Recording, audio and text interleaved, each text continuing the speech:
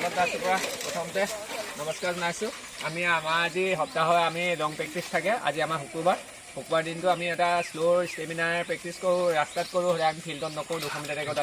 আজি আমাৰ ৰাস্তাত হ'ব, প্ৰায় আপ এণ্ড ডাউন এনে 5 কিলোমিটাৰ এটা ৰাস্তাত হ'ব। আমি মাৰিম এতিয়া। আমি এতিয়া আৰম্ভ কৰিম। আমাৰ এয়া ওচৰতে আছে পিয়াকটা বৰনামঘৰ, পিয়াকটা বৰনামঘৰ ওচৰৰ পৰা ষ্টাৰ্ট হ'ব। আৰু আমি ওচৰৰে এইখন ফিল্ডতে প্ৰেক্টিছ কৰি থাকোঁ।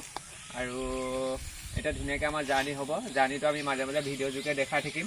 আৰু সপ্তাহত এদিন সদায় লং প্ৰেক্টিছ কৰিব লাগে।